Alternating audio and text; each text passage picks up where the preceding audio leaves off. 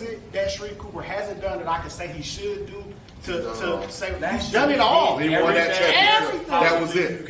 Everything. He's done everything. He's scored a lot of assists. The only thing that can cap off his career is becoming Mr. Basketball. So why is it that when I watch Wild and Odom, did I feel like he's the best player?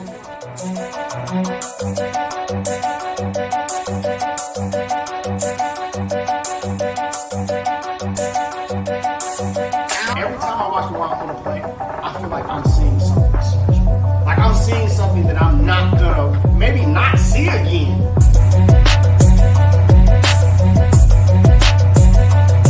I said that for a long time. BJ Boston was my favorite high school player in Georgia. I don't get that feeling that I'm seeing something I'll never see again.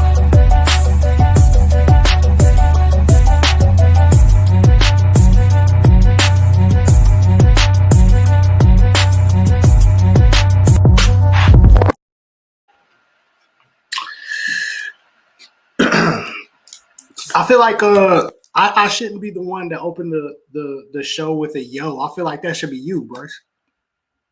Yeah, you probably don't want to say yo yo too many times. They gonna think it's you like the Noops or something.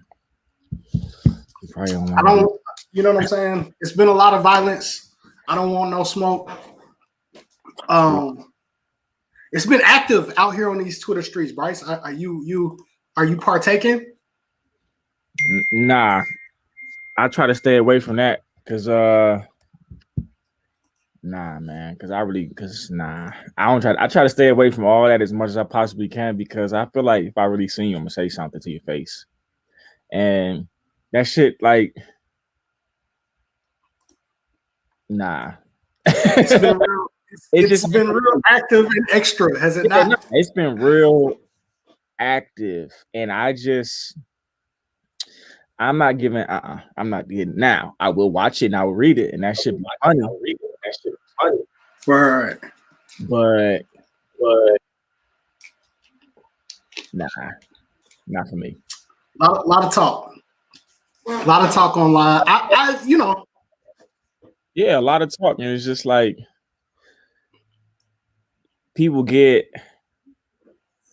your emotions get into it. You know what I mean? And that's one thing that I try to leave out of this. You know what I mean? I don't want no emotions tied into this. That's what it's not about. It's not about that to me. So the minute that it become personal, where it's like, well, where you play at and what you do, like I'm not trying to get into that because when you get to a certain level, you know what I mean? Like you just don't want to. I ain't trying to get to that point, man. It ain't that serious to me. I ain't got nothing to prove to nobody. You know what I mean? That's facts. So, and I want to make sure I post this all the time. And I want to make sure that I say this on the show because I live my life this way. I believe it. I've never been a hater, dog, in my whole life. Mm-hmm. If you can't be happy for the next man's success, you don't deserve any of your own. I sincerely believe that. So, people, I think, take clips of stuff that gets said on this show and like run with those clips without context and all of that stuff. That's the one part about the only thing I dislike about doing the show is that people take clips of this and run with it without context. Like people was out saying that I was saying that pace strength of schedule was weak and all of this. No, I didn't. I read the strength of schedule numbers from Max Preps. Yeah. I never even. Yeah. That was Max. I read them off the website. Mm-hmm. Yeah. I never even made a personal statement about Pace's strength of schedule. It never happened. I read the strength of schedule based off the Max Preps rankings. And we had a good time reading that stuff. Yeah, I mean, that's Max Preps. You went to the website and read it straight off the website. Off the website. No interpretation. People take things and they do what they want with it. You know what I mean? I love it though, man. It's part of the game. I enjoy it. Man, I think I'm gonna stop drinking Kool-Aid. Telling my late because I ran out of sugar for the Kool-Aid. I might stop drinking Kool-Aid, man. I need to lose some more weight, bro.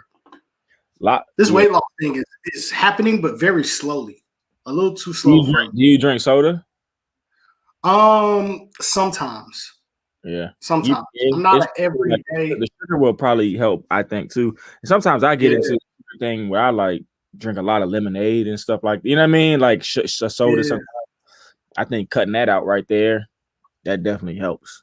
You know what I mean? It's hard though. yeah. That soda is hard because like you be craving that, you know what I mean? That taste.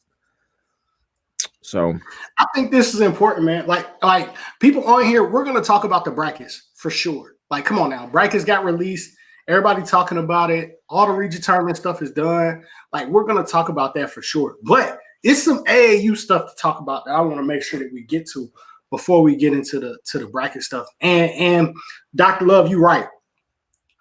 You're gonna have to show and prove with all the smack talk. But here's the thing that people forget. And I think this is why all the smack talk is happening this season. It's because it's a lot of people that feel like they got a stick this year. is that it? I think they do. I think they do. I think it's a lot of people that feel like they have a stick this year. And they forget that the people we could list off and go the next 5 minutes and name teams that were really good that aren't even organizations anymore. Like they no longer exist. Uh-huh. They had great runs. Could we not like name a bunch of organizations that were really good that no longer exist? And so I think people have to be careful with that. Like for guys that have been around for a little while, that watch this for a little while, it's like, yeah, you could be, and I'm not talking about anybody particular. I'm just saying in general. There's a lot of talk going on because I think people feel like, oh, shit, we're gonna be good. Like we're good. Not only has it started with the AAU coaches, but it has now spilled over into the directors as well as the podcasters too. So everybody seems like they have something to prove nowadays. It is what it is. It's cool. I love it. My thing is, it's cool because it creates that competition, and you know what I'm saying, like that hustle, that hustle mentality and that spirit. That's one thing I do appreciate it because it'll make if you're really interested in doing what you're trying to do, it's gonna make you grind harder. But when it gets personal, that's my thing. It's like there you go. you're gonna have to chill, bro, because like you really don't know who we are. Like, you know what I'm saying? Like, you really don't know me like that. Like that. Yeah. So no, I'm with you. We do this. But like the rankings and all that thing, I think that's cool because it's like at one point before all these new teams, I was a new team. I was the first time guy coaching 17U. I was probably 30th on the list. I won one game during live period. I got laughed out in the group chats, so on and so forth. Like, so I've been there before, but I was like, shit, that next season I came back, I'm like, oh, nah, bro. I've been coaching way too long to get my ass beat like that. But when I came back the next year, I'm like, oh, yeah, I got something for y'all. But I wasn't on Twitter with it. I was like, you going to see.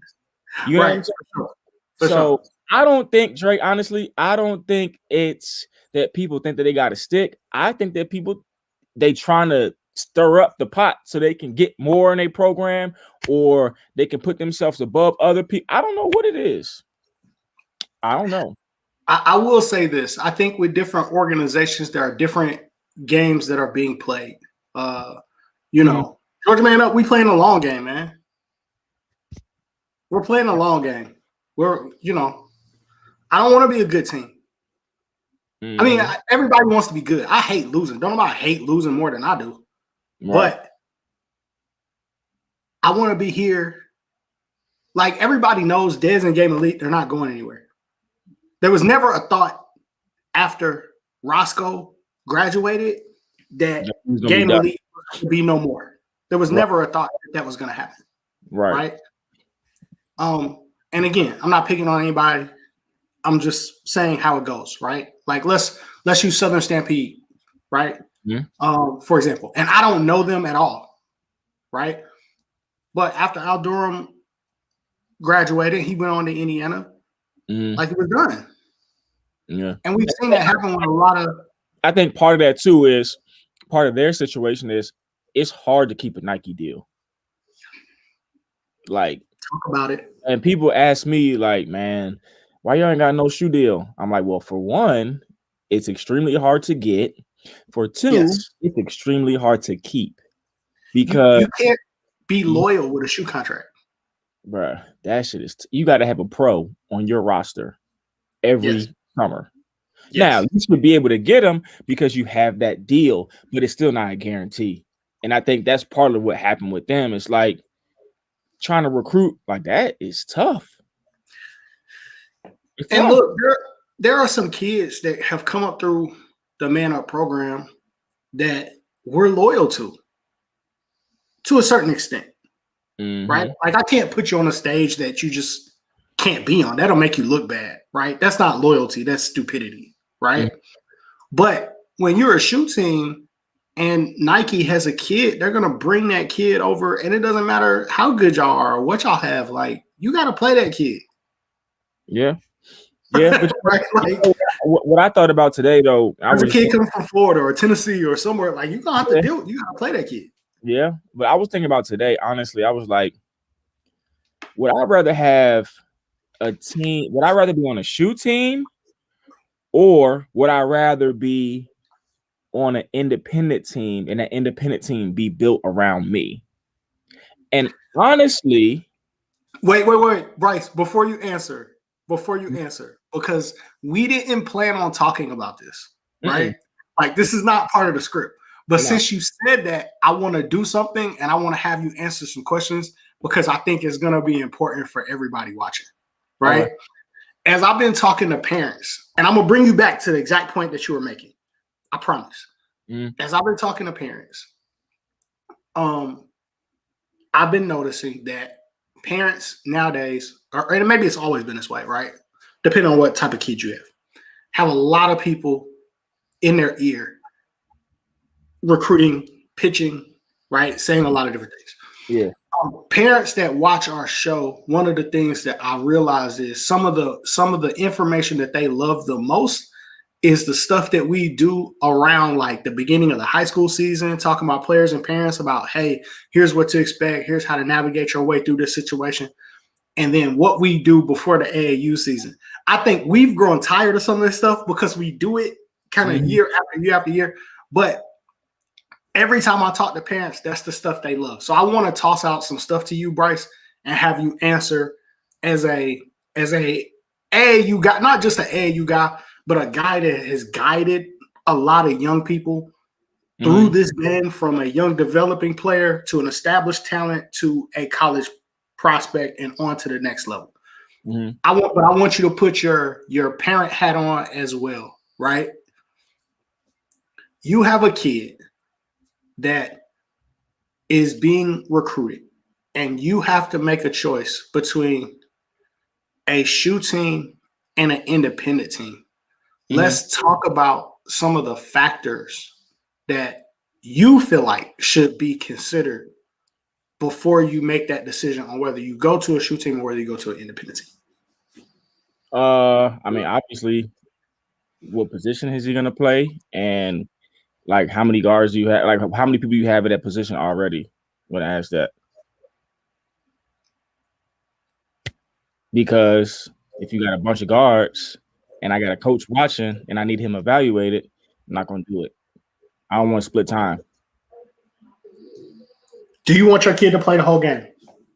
He don't have to play the whole game, but I want him to play enough so that he can get evaluated and get to college. Okay. How do you gauge that if it's equal? Let's say the shoe team has 3 guards or 4 guards and the independent team has 3 guards. What do you do? I mean, if they both are kind of even,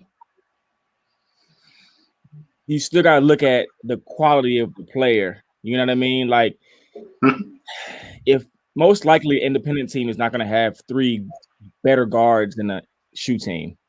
So you know what I mean? So I probably say, we can probably take his minutes. We'll go over there and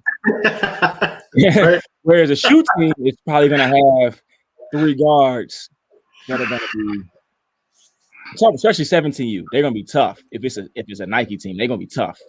Right. So I wouldn't want to be in a position where I go to the shoe team and I get jammed up, and now I got to jump down the next weekend and go play the independent team, and the coach is asking. So I would try to prevent that from happening from the beginning. Now, if I'm in the rotation and I'm in practice and it's looking like I'm gonna be in the core. Now I don't have to start as long as I'm in that 7. Probably gonna be on the shoe team. But you gotta be in that core. If you're not in that core, it doesn't matter. Like, you're not gonna be seen, you're not gonna be evaluated, you're not gonna get out what you need out of it.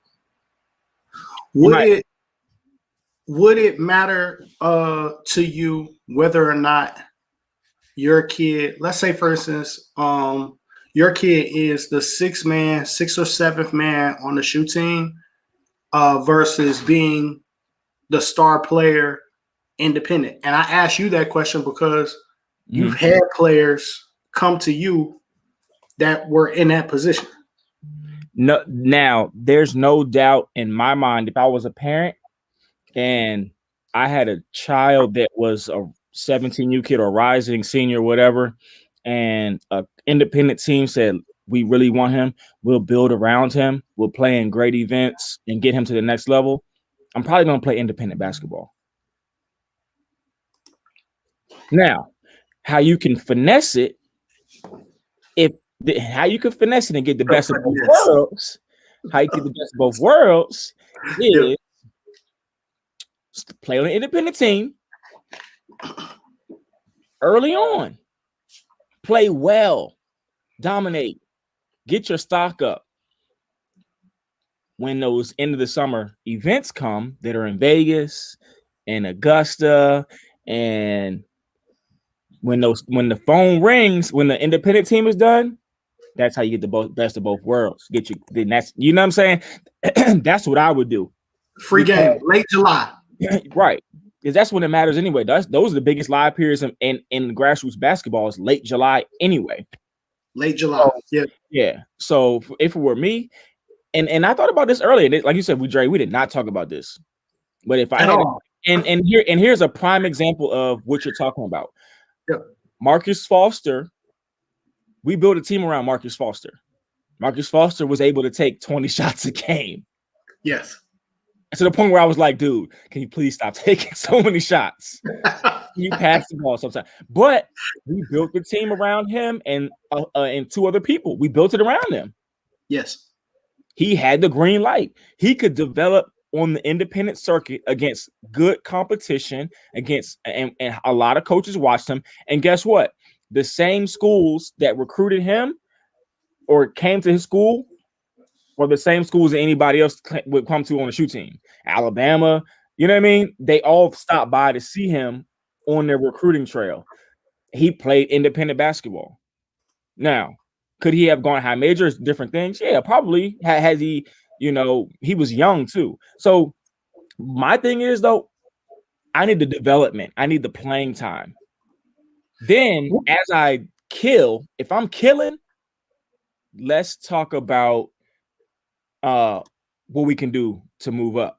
You know what I mean? Because I don't want to start high and have to go low.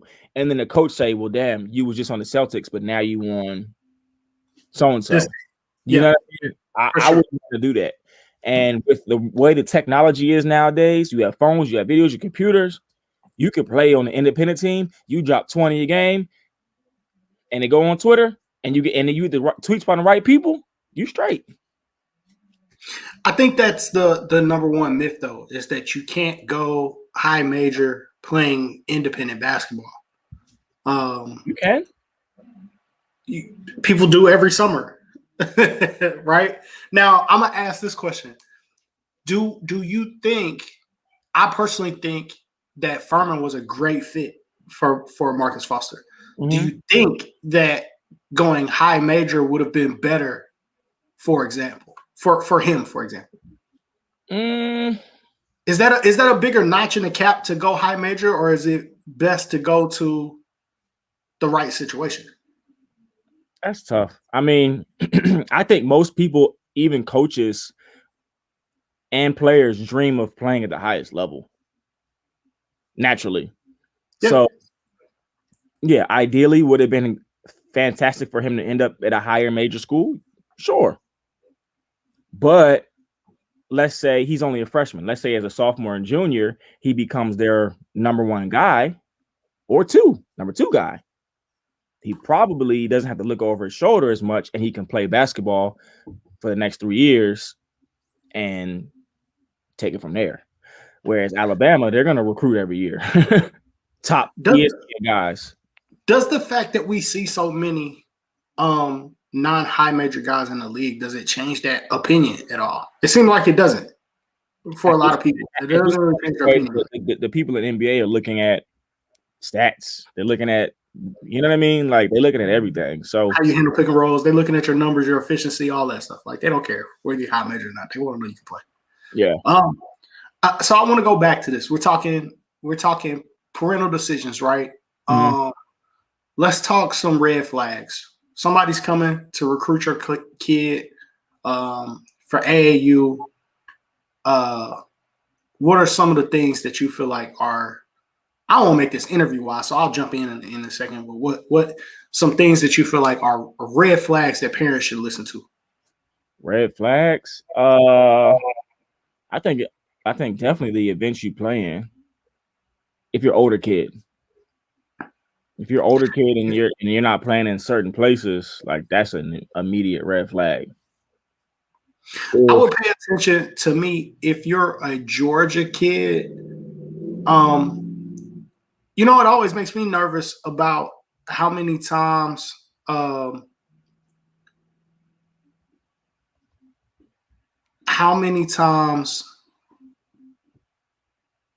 can't say that because you can stay in Georgia and play in some really terrible events too.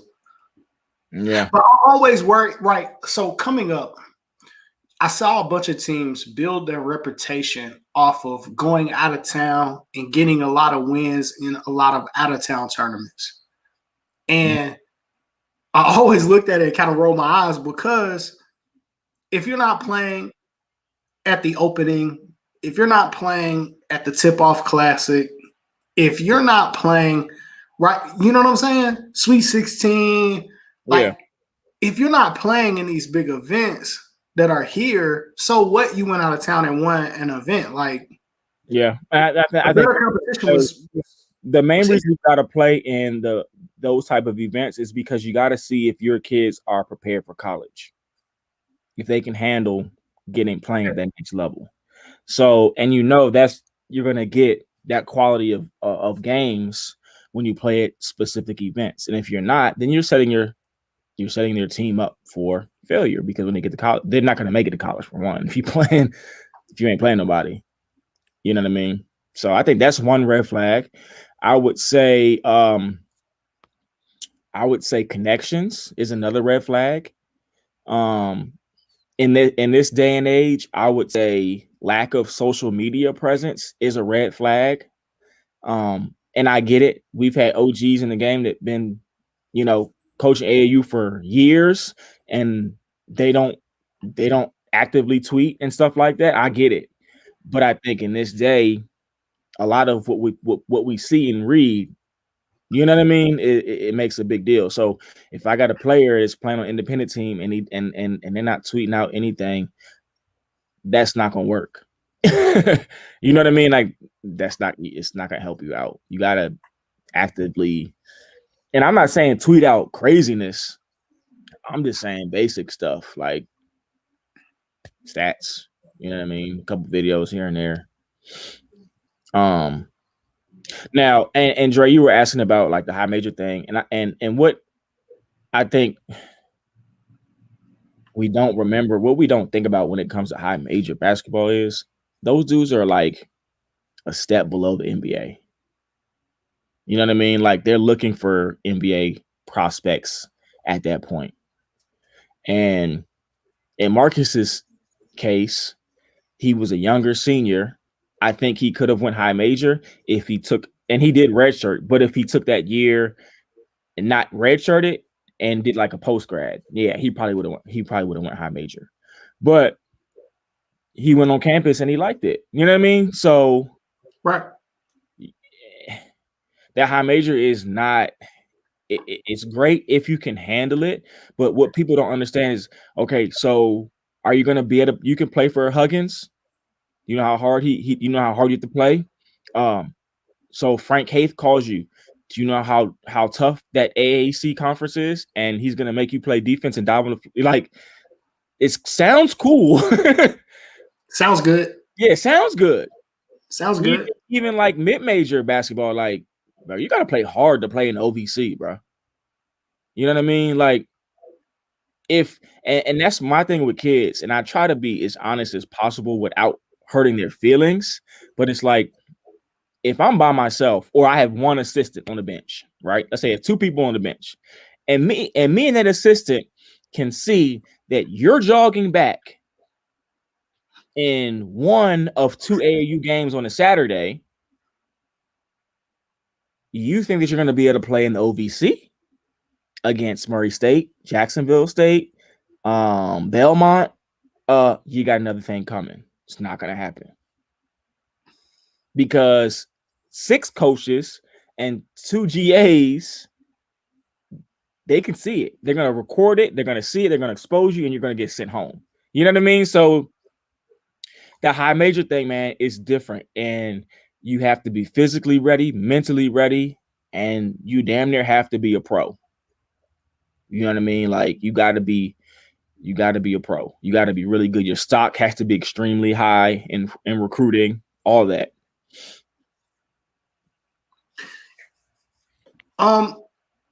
I think one of the things that Coach Dickerson, who's on here watching, said is that it's a case-by-case basis with that high major stuff. I always tell kids this, like, no, and I was having a conversation with a particular kid that doesn't have a lot of offers right now, but I think he's going to blow up, right? Depending on what program he selects. Mm-hmm. Know yourself and what makes you happy.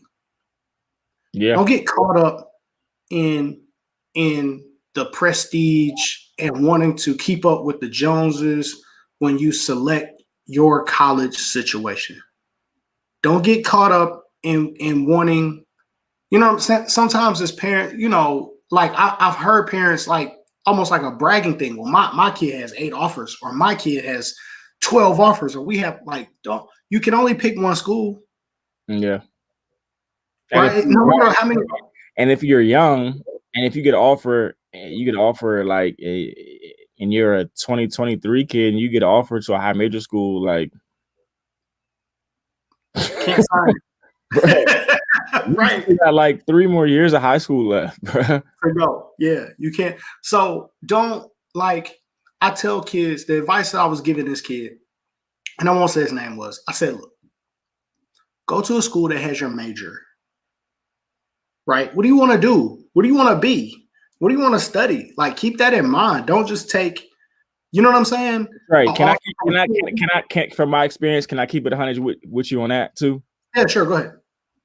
A lot of kids who play basketball at this high level that we're talking about, now you have our rare ones. A lot of the kids who play basketball at this high level, even their parents, are not necessarily interested in what major they take.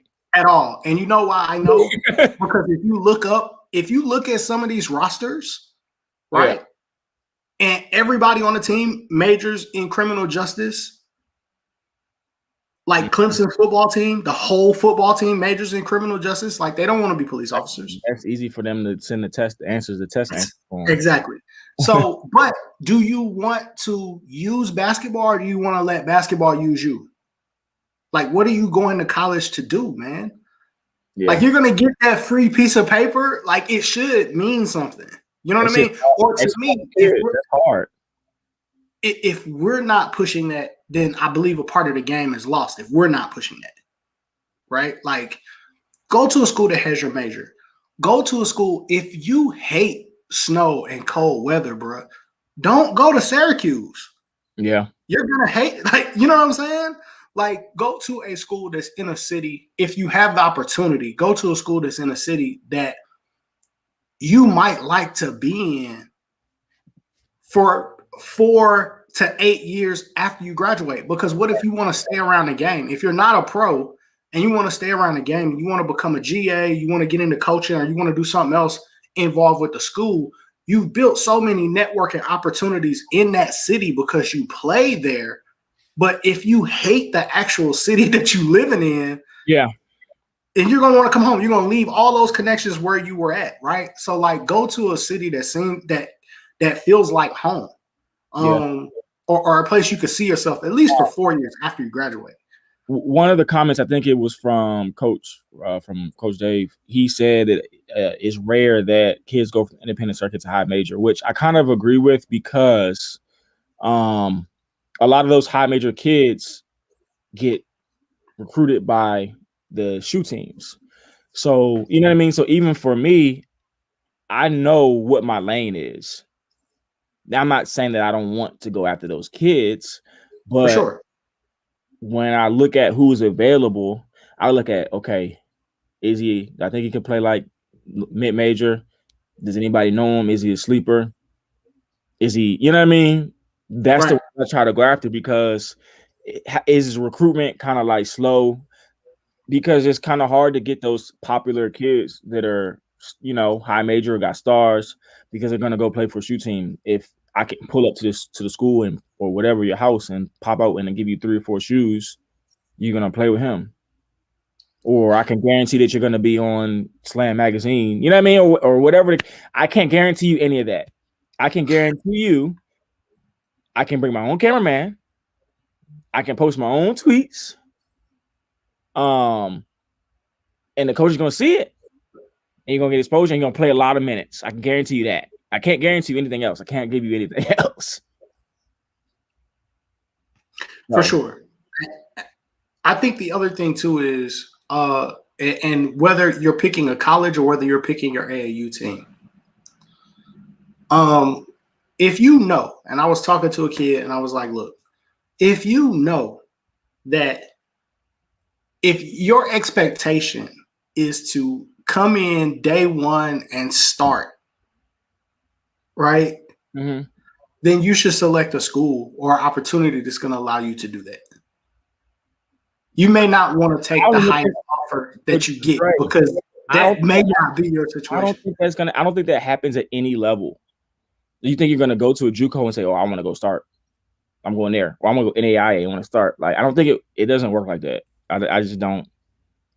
Way less often than most kids think. Yeah. Way less often than most kids think. And when it comes to high major too, for me, because I feel like, because I've been doing it long enough, I guess, or I've seen enough basketball to know, I think more kids are not high major. You know what I mean? Like, I don't think there's that many high major kids. It's not that many. It's a small percentage. B, you know very well in our group chat the amount of kids that are signed to go high major that I will quickly chime in and say that kid is going to be home by Christmas. Or he's not going to. You heard me say that about a few kids that are signing and going high major this year. It's like, yo, that kid's going to be home by Christmas. And I don't blame them for going high major. I don't, because at least if they have to transfer, they'll be able to land somewhere else after that. That's the way I look at it. Now, in the best case scenario, you do play. You do get some time. For sure. So my thing is, I don't blame anybody for going to try to play at the highest level. I don't. If that's what you aspire to and you have the opportunity to do it, go ahead. But if it doesn't work out for you, I think it's okay, hopefully, because you can at least go down to maybe mid or low major. Whereas if you commit and go low major, well, what's below that? Probably don't. Do we want to talk about the amount of people in the NBA that have transferred? I don't even know. Is it a lot? That number is very low. Oh, yeah, that makes sense. I can see that. Very low number of NBA guys. Yeah, they probably also, the NBA looks at everything. They're probably looking also, why, how many times his kid transferred, why he transferred, how many high schools he went to. They're probably looking at all that. So definitely do. Other AAU pet peeves for me, I'm gonna say, as a parent, I wouldn't be quick to sign up with the AAU team to disrespect your high school. Holding, like, okay, y'all making a tournament run, they got tryouts, right? mm-hmm. If they will have you come to their tryouts and y'all making a tournament run and you're on the floor hooping during tryouts, yeah, that's disrespectful. Like, to me, that's disrespectful, right? Yeah. Like, show up to the gym, show your face, right? Show that you locked in, Yeah. sure. But to have you out there playing and they know you a key piece, you know what I mean? Or, you know, that you're supposed to be available to your high school playing for that state tournament run or region championship, to me, that's disrespectful. That would be a red flag to me. Yeah, I agree. Because you're putting one thing over another and you're skipping the process. And if something goes bad, then it's like, well, you got hurt. My bad. Nah, that's unacceptable. You know what I mean? Like, that shouldn't happen. So I agree with that too. I agree with that. I just thought about another one. Now I just lost my train of thought. Oh. This gonna be spicy. I can see the look in your face, Bryce. This one's gonna be spicy. Go ahead. Now, I don't know about Man Up. You guys may have a different setup. But if a parent and a kid, especially an older kid, sends me a message and say they want to play, but they want to know, like, if they get bags and shoes and stuff like that in a warm up, I'm going to probably laugh at them. Because, like, it's not why who you trying to look good for? Like, you know what I mean? Like, of course, the jersey. Good conversation. It's good conversation. What I mean? Like, what you concerned about? You concerned about how you look when you walk in the gym, or so. And now, if the coach is like, "Yeah, man, you about to get this whole," now I know Nike and all this different because they get the boxes and all that. They got a garage full of stuff, so that's different. But for me, again, you're gonna get a jersey, shorts, and a jersey, probably a warm-up shirt, just because. And the rest of it, you need to come here and perform and play at a high level. I don't care about none of the other shit. Now, if the coach, as I said, Dre, it might be different for everybody else. But no, you know, if the coach is like, "Hey, man, we're gonna spend $300 on jerseys and tees," and you ain't got no camera footage of the players because you spend money on the gear, that's a red flag to me. Look,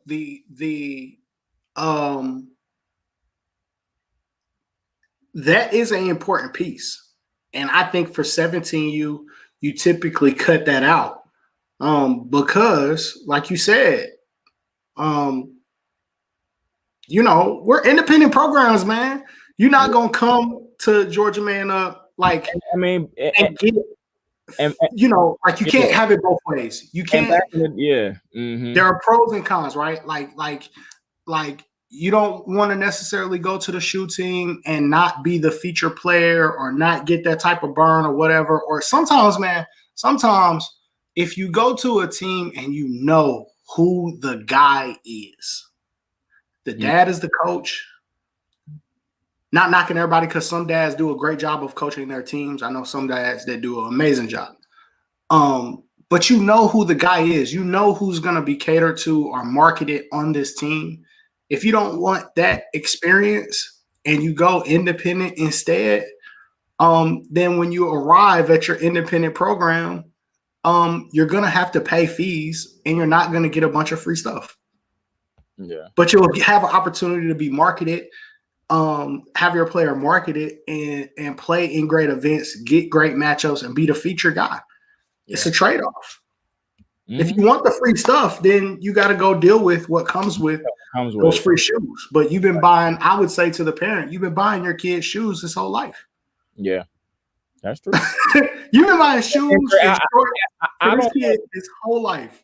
And you know what, Dre? And I think also the independent programs, like even on Twitter or whatever online, I don't want the message to be like, oh, you don't go over to the shoe team and this and that. Don't sit on the team. Because if I had a child that had opportunity to play EYBL or play in the gauntlet and they were a key player in that gauntlet, that's probably where he's gonna be. You know what I mean? Like I said, but if it's like a situation where he's not playing or he plays 7 minutes a game and that's it, that's not going to work, because keep in mind, those high level circuits do stats. They have box scores like colleges. So they see how much minutes each kid is playing. Independent teams, we don't do that. We have a clipboard. We write down our stats and we post it.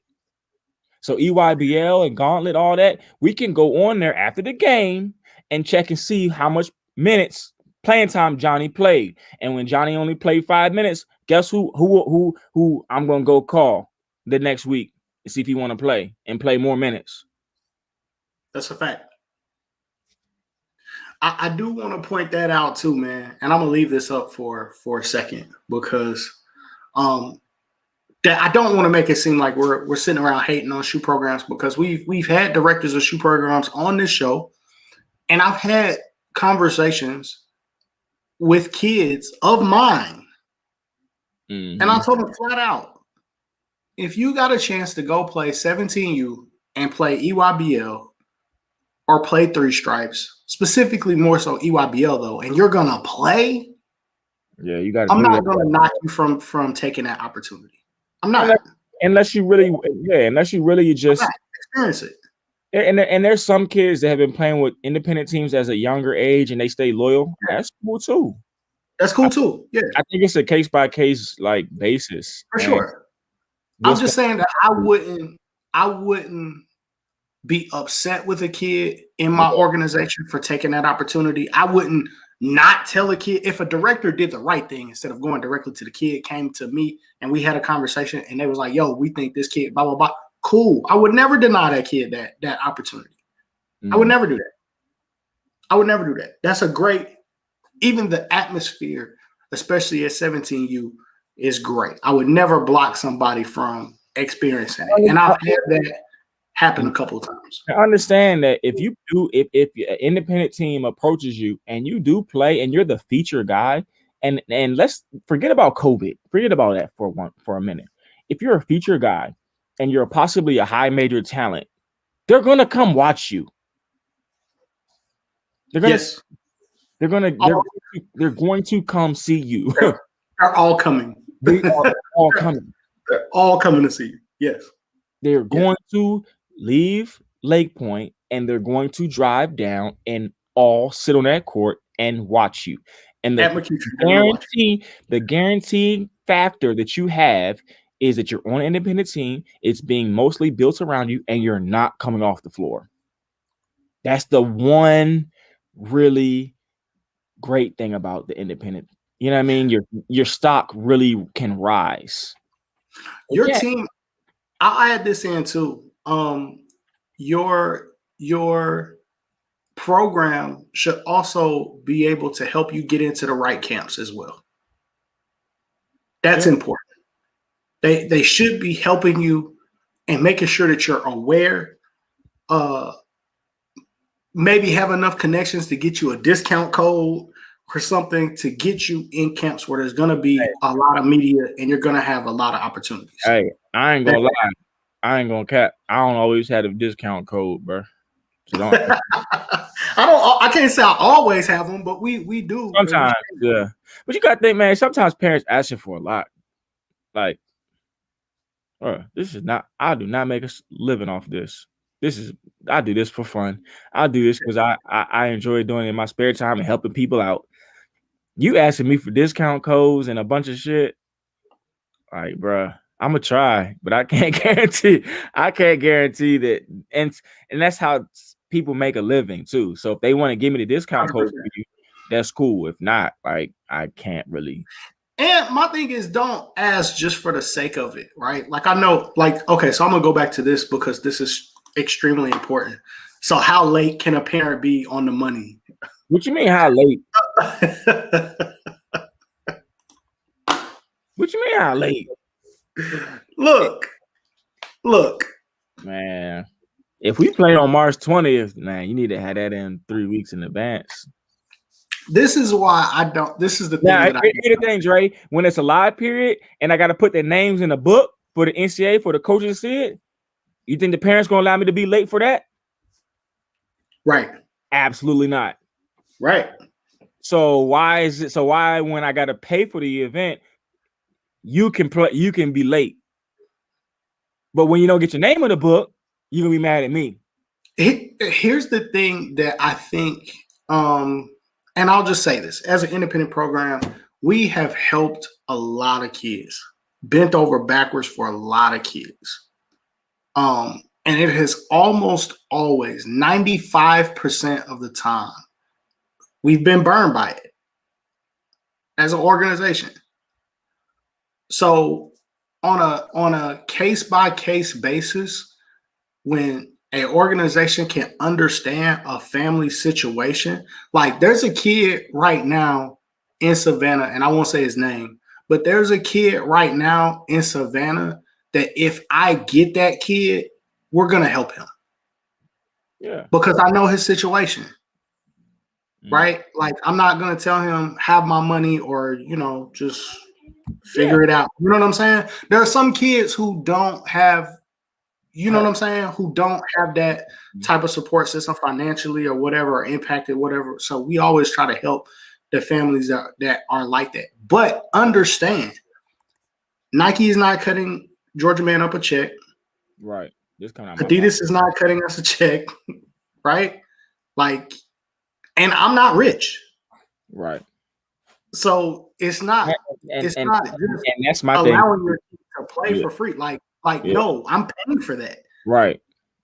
So that's my one issue with that is when you go do something like that, because I could possibly do that too.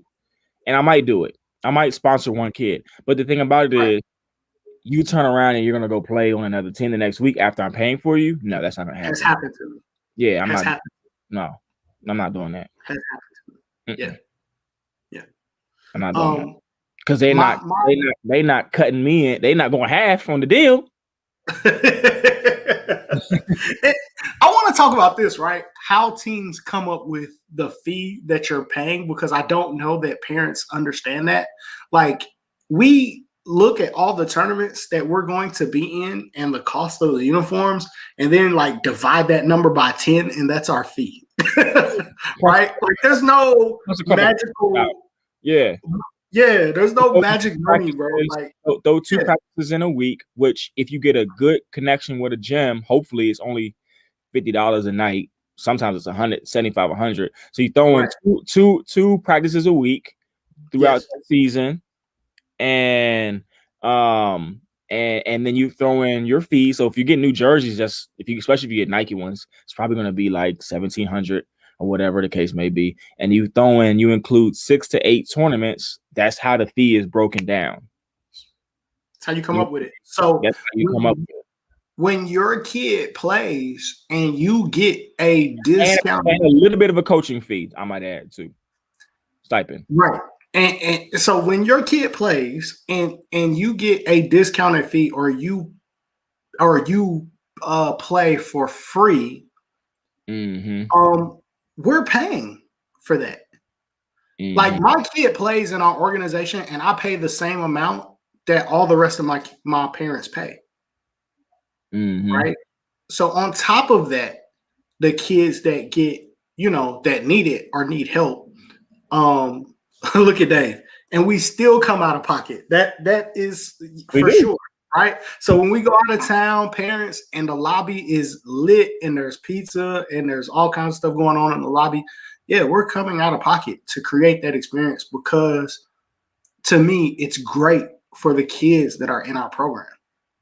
Yeah. It's a bonding opportunity for the kids. It's an experience for the kids in our program. We believe in it. We do it. But understand that it doesn't magically happen. That's the one thing that the shoe teams can provide. You know what I mean? Like that you have that budget that you don't necessarily have to come out your pocket. That's the one benefit of being sponsored. Yeah.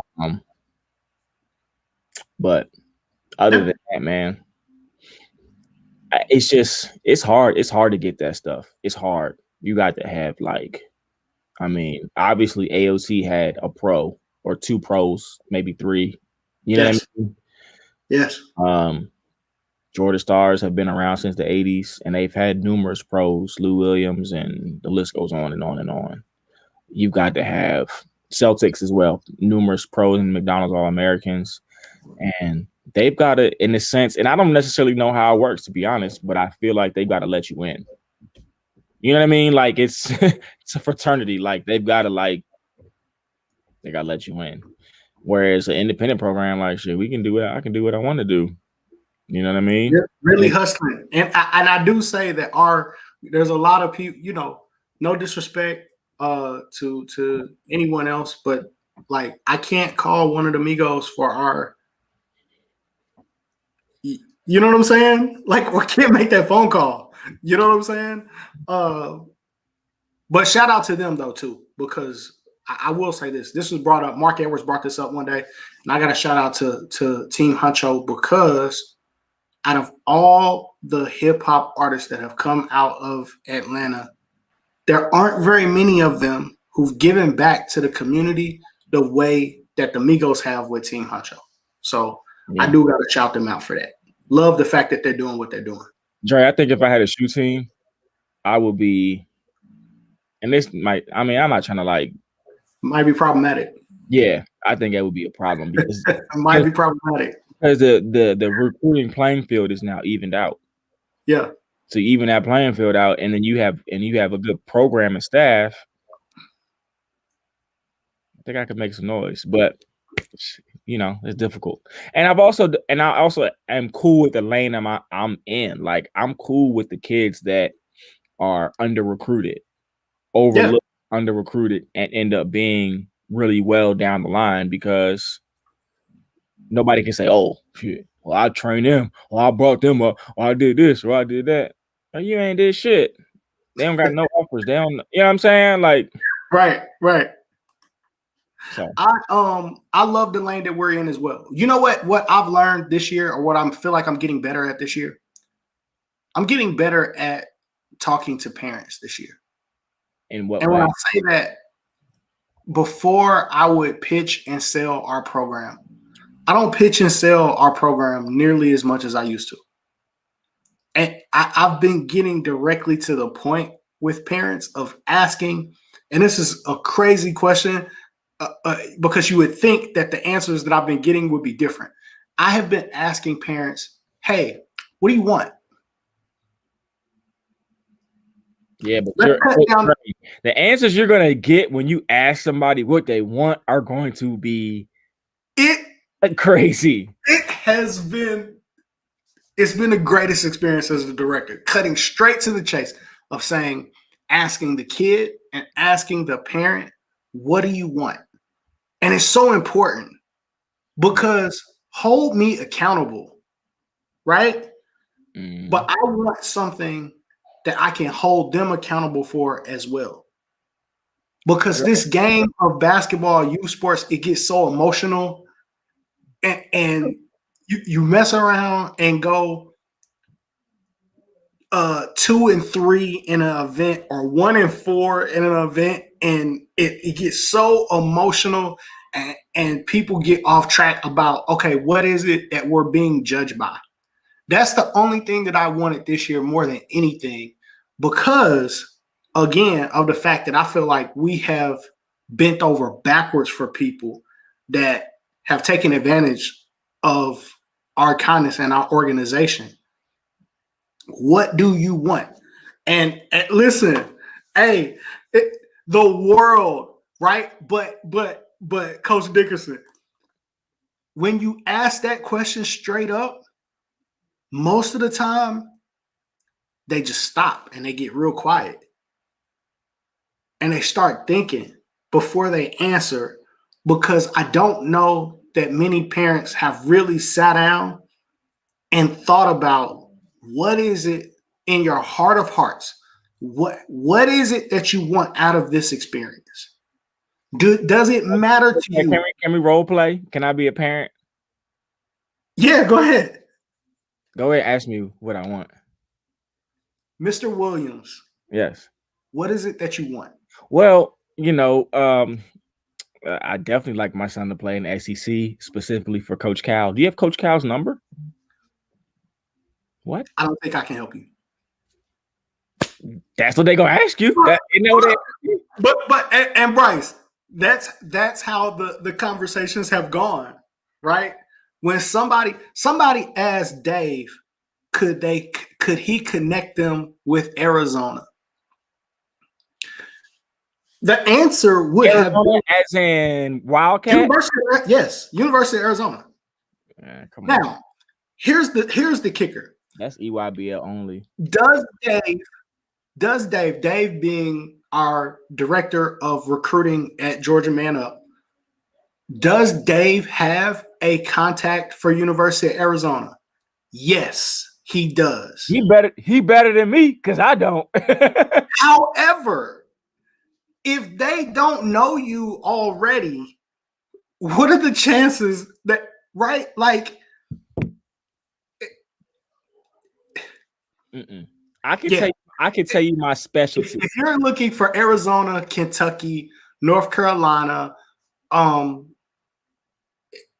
unless you come to us young, if you're a junior or a senior and that's what you're looking for, we're probably not the program for you. If you're looking for we're probably not the program. If you're looking for that, and you're wrong already, because they would be looking for you. They would be looking for you. You would be ESPN 150. You would be. And do kids make the jump? Yes, they do. Yeah, they do. But he might be a hoops and gym. Right. I think parents don't understand how that jump is made sometimes. Yes. I cannot go to CY at Florida State and say, yo, I got one. And the kid don't have one Division or one offer yet. I can't go to CY and say, yo, I got one. And the kid doesn't he may not have like a, let's say the kid don't even have like a Big East offer. I can't go to him. I mean, and this is the thing. Like, I can't. It doesn't work like that. If the kid is gonna blow up and get to the SEC or whatever, it's levels to it. The kid he might have a couple low major, he have some mid major sprinkled in there, and he might have one high major. At that point, then I can say, yo, Florida State, I got one you might need to check out. My thing, even with that, Bryce, not even built on the offers. I just know what type of kid that CY likes, I think. You know what I mean?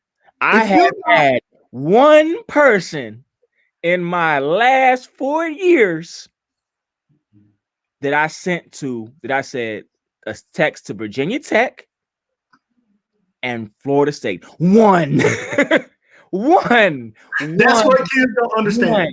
That's what kids.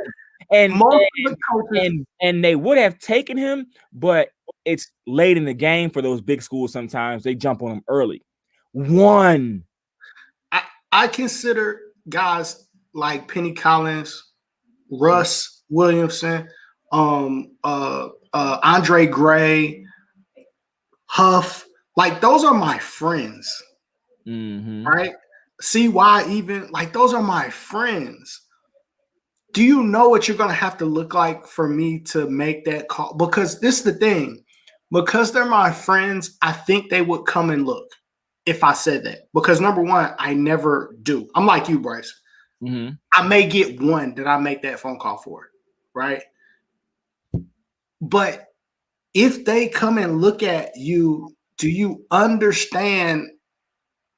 Like, okay, now it's on you. Yeah. You're going to have to be that. You've got to And at we're least talking play about hard. yes, we're talking about guys that want that don't play defense or that have bad body language or like who are turning the ball over 12 times a game or you like bro you're if you want me to call a SEC school or ACC school or something like that, then you have to be playing at that level. If you coming down and you finishing over the top and you knocking down shot, like, okay, then I'll make the call. I don't have a problem with it. If I got one, I'm gonna let the whole world know I got one. Trust and believe.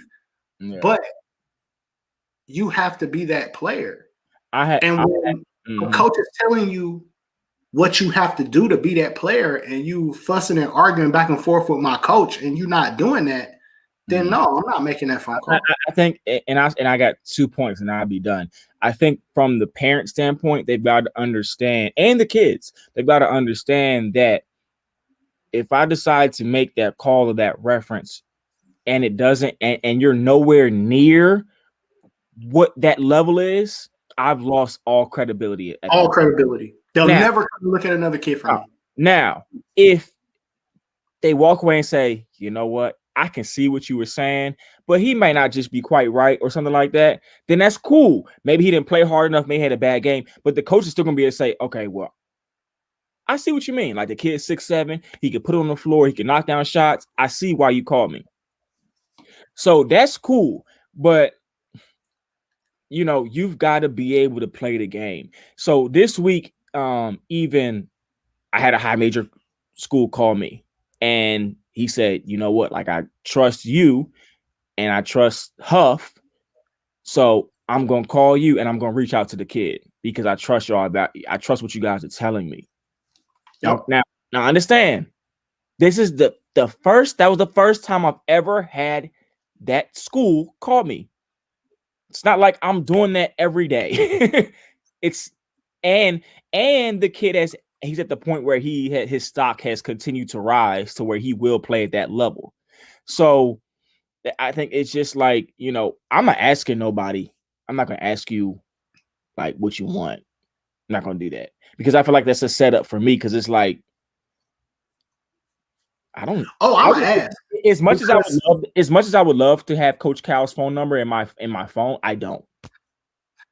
I'm going to ask because it tells me whether or not I should be going after you and your kid. How hard I should be going at. Like, I've loved this season of asking that question because there are some people who you need to have a conversation and say, I've asked people point blank period, what level do you see your kid playing at? It's always going to be higher than what the level is he to you? But I gotta know because we're never gonna be on the same page if I don't know. That's true. If I evaluate this kid and I have coaches come and the eyes that I trust, scouts, evaluators, directors, coaches come and watch this kid, and we come out of watching him and we say, okay, we think he's a great fit at this level. If that doesn't match your expectations, I could have done my job perfectly, and you won't try. You're not going to be happy, right? Yeah. I've been in too many situations where you would rather go sit on the bench and maybe not get an offer from a shoe team than to get what I have to give you, right? And if you don't want what I have to give you, that's cool. But let's get that out the way early before I waste all of this time, energy, and effort, you know what I mean, of doing that. Like we've been helping kids with like different post-grad situations. And before we go through all of these conference calls of connecting you with all of these different like that's a lot of work, bro. It's a lot of work. If we're not on the same page, then all of this is pointless. Yeah. And if you could put the comment about Devin on the screen. Even so, like we had CY on and he did talk about Devin and he went and got him and now he's playing for San Antonio Spurs and all this stuff. Understand again, that was like one person. Like, you know what I mean? And CY saw something in him. And you can look at, I don't know, there's a who the Huff had Kaiser Gates. You can look like it's just not a lot of these guys. There's a lot more mid-major guy, and which is nothing wrong with that. I At watch all. mid-major basketball every single day on ESPN Plus. Facts. I watch more mid-major basketball now than I watch high major on TV. I come home from work and I watch mid-major. It's on ESPN the same way as anything else, but it's just like playing at that level is so hard, dude. Like it's hard, and the expectation is so. I don't go down that route too many times. Playing at that level, playing Division II, if you're playing Peach Belt Division II, you're playing Division I. Peach Belt is physical. like watching these NAIA games with Huff and them, like, bro, like it's guys that can flat out play, and they play hard, and they play at a pace that you're not going to be comfortable with. It's not easy at the next level, and you're a step below being a professional at that point.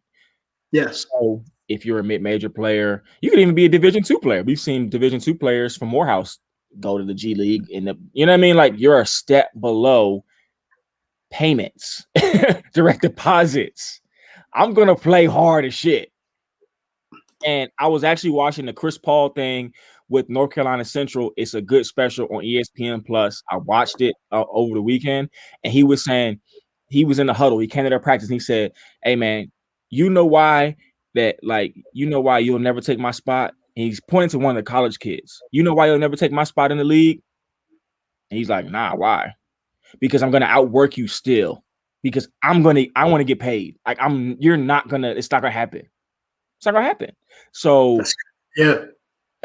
And I wish a lot more people would. That's the mentality I try to take into it, especially dealing with kids that I know that are talented. And yes. Even one that I was working with on Saturday, I'm like, dude, if you get this down, you can get paid. And when you get paid, I need some of that money because I'm up here at 8 a.m. in the gym with you. You know what I'm saying? So I try to take that practical approach with them. You know what I mean? Because that's what it is. Like, if this is what you're trying to do, this is what you got to do to get paid. And those dudes are in college, they're gonna play hard. They're gonna do it because they're a step below direct deposit. I explained it to a kid similarly, but just a slight bit different. I told them, to me, if you go to college to play and you get a full ride, you're a pro. They're paying you to be there. Yeah, they are. You're asking that school for $250,000, $200,000, whatever the cost of 4 years of meals, housing, shoes, right, clothes. Right. You're asking them for hundreds of thousands of dollars for you to come there. Mm-hmm. When you go to school, you're a pro. Yeah. If you're not getting up to go run 2 miles every day, if you're not lifting hard every day, you're going to let, I hear kids all the time when they don't buy into the high school program or AAU program where they are, it's like they kind of sulk and they get upset or whatever. So you're going to let somebody that you don't like stop you from getting your money. Yeah. At that point, like, you hustling backwards, like it should make you even work harder to get away from whatever this situation is that you don't like. It should make you work even harder to get out of that situation or get away from that situation and get to the bag. Yeah. And Dre, honestly, I don't say that. I don't have that conversation in the sense of that. And I don't want it to be the message to be like, no, I don't have the conversation in the sense that I'm looking for money or anything. I had a realistic conversation with a kid, especially, for instance, like Tay Watson. When we first started, I first started doing Canes, I was picking Tay Watson up after work in Noonan. You know what I mean? I know where some of these people come from. I know where some of these kids come from. So it's like, bro, here's how you can do this. This is what you can do to change. You know what I'm saying? And when you start talking to them like that, then they start to listen a little bit. And of course, I'm not saying don't listen to your college coach, don't listen to your high school coach or AAU. No, you need to listen to them. You need to do what they're telling you to do. But for your game to thrive and for you to at least be a professional overseas, this is what you need to do. This is what you want to do, right? You up here doing all okay. Well, this is what you got to do. So that's the approach I take, because I think if you put that kind of like that dollar sign sometimes on things, or 100%. that imaginary, you know what I mean? Like, shit, maybe I do need to work on my jump shot a little bit more. Maybe I do need to run this 5-minute mile. Tay Watson was texting me and Zacho when he first got on campus at Upstate before he messed his foot up. Yo, I'm out here running a 5-minute mile. I'm beating everybody on campus. Well, guess what? Keep doing that. You gonna be all right. You got a shot. Yeah, for sure. For you sure. know what I mean? Like, so it's like, why not? Why can't I talk to people like that?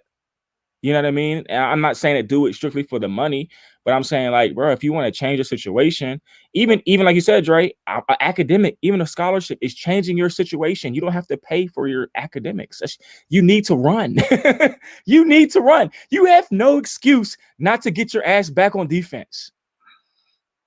You got to go do it, man. You got to go do it. And whether or not you are, ultimately achieve that NBA dream or not, there's still a lot to be had if this is the route that you want to go. Basketball is not the only route that you can go. Right. Right? Like, I mean, hell, just like I could tell you some of these things that could get you paid in regards to basketball. We could talk about technology and IT, and I can tell you some certification. Like I could lead you directly to the bag. Hey, go study machine learning. Go study augmented reality building. Like I could lead you to the bag with IT as well. There are a lot of different ways to get to it. Yeah. But if you're a kid and basketball is the way that you're trying to get to it, then okay, this is what you got to do. Right? It's not the only way, but if this is the way that you're choosing, the vehicle that you're choosing, then this is what you got to do. Right? Yeah. And for me, Dre, honestly, like, yeah, I can have conversations about other things with you, but like, this is kind of what I do. You know what I mean? Like, this is who I am. So it's like, if you want to get paid, bro, you can do it, but you're going to have to work a lot harder. You're going to have to refine yourself. You're going to have to change your habits. You're going to have to be on time. You know what I mean? Like, if you really want to get paid, okay, that's cool. You think Colin Sexton was late to practice at Pebblebrook? No, because he was already working before they got there. And then he probably stayed late. That's a fact. I'm just saying, if you really want to get it done, bro, you can get it done. But it's and that's my issue sometimes with kids. It's like, we're saving you. We're saving you. I'm tired of saving you, bro. Like, I'm gonna give you maybe 2 strikes. After that, you will have to learn. You gotta go do it. You gotta go do it. I think this your year, big dog. John, we know you can hoop. Yep. I had to go follow him after the last show. So shout out to him. Show year, man. It's gonna blow up. That Tennessee State offer, a great offer. Yeah. Hey, here's my thing, man. Like, we got one kid that committed from our last summer team. This kid is a Joseph Scott. He is a first team all region player. He is 6'7.5", almost 6'8". This guy decided to go to Xavier in Louisiana, which is a NAIA school. And in our group chat with me, the kid, and Locke, who is an assistant with us as well, we are talking to him like, yo, man, that's such a great idea. It's such a great move that you made. You're gonna have a great experience. You're gonna, you know what I mean? Like, you're gonna have a college experience, bro, and you're gonna be a basketball player. Like, you're gonna be in a great city. The culture, you can't go wrong with that, bro. Amazing experience. I got a friend that is a doctor that graduated from Xavier in New Orleans. Great opportunity. Talking about high academic, very smart. Like, great opportunity. He's gonna have a great time. Yeah. Let's get to it, man. Yeah. Let's get to it. We haven't really talked about these brackets very much, but I'll open it like this. B. Mm-hmm. Who do you feel like is the best team that you've seen play? Top to bottom, who's got the best team? I like Milton. And I'm not going to say that because I feel like they're extremely deep, extremely talented, or whatever. I think they have a ton of talent, a good amount of talent. But what strikes me about Milton is they play together, their culture, and winning is over anything. So with all of that in mind, I think they have a really good shot at this. That's a great pick. That's a great pick. Yeah, like that's a great pick. Look at Berkmar, which has some talent. You can look at there's a bunch of schools. Wheeler, I like Wheeler too. But Milton for me is something about that buy-in that they have that I think is going to take them really far.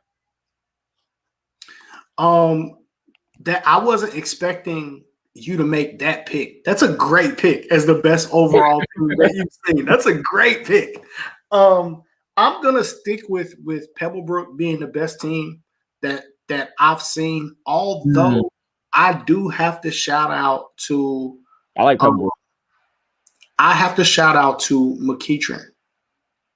McEachern has probably surprised me more than any other team that I've watched this year. Yeah. And I know what people are thinking. Oh, they just talking about the 7A teams in Atlanta. Oh, this, that. No. I've watched Grovetown. I love Grovetown. But GHSA jerked around Jay Gant, so he can't play. Right?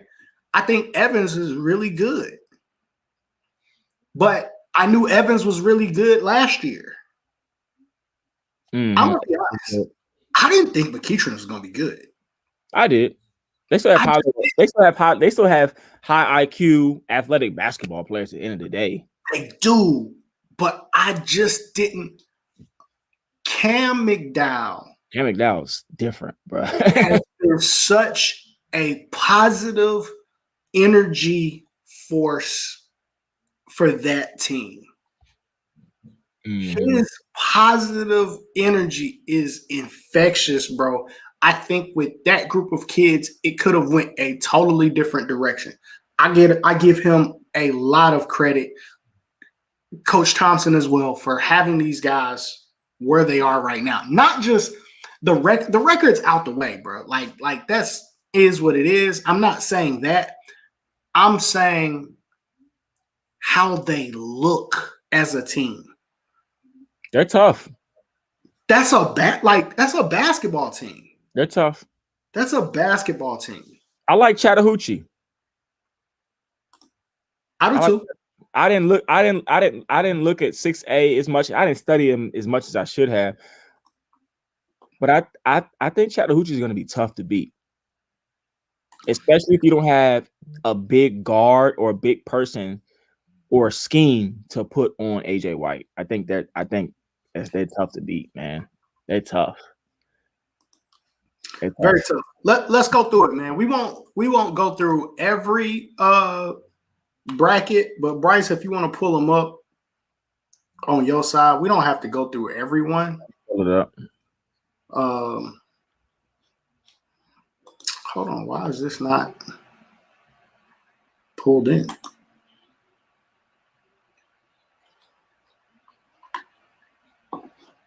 Can I go to Kyle Sandy's thing? His should be open, right? I ain't got to pay for that, right? Oh, I don't know. I never go there. I think that's where I looked at it before. I'm looking on the GHSA website. Oh, really? Okay, let me see.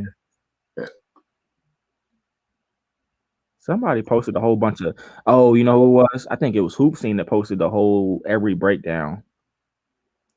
Yeah, I just want to talk about let's start at 7A, and I just want to talk about some of the matchups. Just some of the matchups that you're interested in seeing Mhm. that'll be really good games, and then who you think maybe we can go Final Four for some of these brackets. I don't want to go too far because it's gonna take us like forever. Okay, I have a matchup that is really good to start off with. Yep. Norcross and Denmark is going to Good be game. a good one. Good game.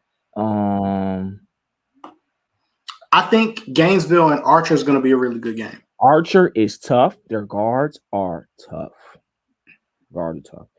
Um, Gainesville coached really well, bro. And they got a kid that I believe is a football player. He is huge down there. hmm. That's a big boy.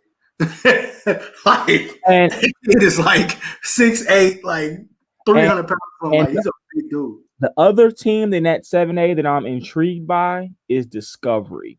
So I want to see Discovery and South Forsyth because South Forsyth actually won their region too, and which is that's pretty good.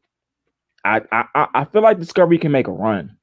So those are the two that I'm looking forward to, at least right away. I know as it gets to the Final Four, Elite Eight, and stuff like that, it'll be different matchups, but those are the two that stuck out to me. I want to make sure that North Gwinnett, I think they will win that game, but don't sleep on Roswell. That game could get tricky. Yeah. Don't sleep on Roswell, man. Don't take care of business. I think they win that game, but take care of business. Don't look ahead at a possible matchup with Norcross or Denmark. Don't look ahead because Roswell is Roswell will hang around with you and they'll come back and beat you. We've seen and that. come back and beat you. And they'll play their style of basketball. Like they'll play. Mm-hmm. I agree. I'm just gonna skim and look at man, Grayson's gonna be so tough on that bottom half of that bracket, man. They're gonna be tough. Grayson has won 3 region championships in a row. That is incredible. That's an incredible run. Like that is an incredible. That's amazing. I'm sorry, I can't really say nothing else about it. I'm gonna call out another team. Don't mess around and sleep on East Coweta. Yeah. Hold on. They ain't 7. Missed that. If you get a chance to put East Coweta away, you better do it. East Coweta. Don't start running clock and take your foot off the gas or something. If you get up on them, you better put it away because no lead is safe. East Coweta has no lead is safe for East Coweta. East Coweta has 2 guys that are going to be major factors into this run. One, we know their wing, and then they have a big that kind of transferred in. Yes. Both of those guys are going to be factors. And I think that they're going to be able to ride them for a long way in the playoffs. As I'm talking about somebody else that I didn't think was going to be that good. Who? You lose Youngblood and Stroud, who were the rocks, the pillars of that team. So even with Sammy Moss is in a different situation this year than he was last year. I didn't think East Coweta, I thought it was going to take them until next season to really bounce back and be good. They're better. They're a lot better than what people might think. Don't see, that's what happens when you build a program and you have, the kids coming up under you that are, and let's assume that Sammy Moss was practicing against Youngblood every day. Shit, he gonna be ready to play high school. You know what I mean? You put him against Stroud and Youngblood every day. He gonna be ready to play anybody else. So they're gonna go a long way, I think. Yeah, those are sleepers, man. For me, Lambert has a kid, and I'm just gonna say his name because most people aren't saying his name. Hold on a second. Let me look it up because I don't want to butcher his last name.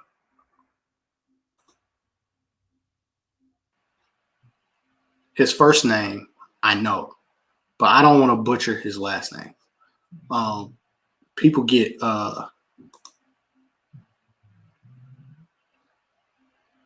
People get touchy about that. Well, first, I got to shout out to James Tyree because he's a man up kid, point guard for Lambert, and he's been playing great. But where's my man? Paul Lungwan. Oh, yeah. I've seen him. Yeah, I've seen him. Laguna or something like that. Still butchering his name, even though I'm looking at it. This kid can hoop. Yeah, he's a sleeper. He can hoop.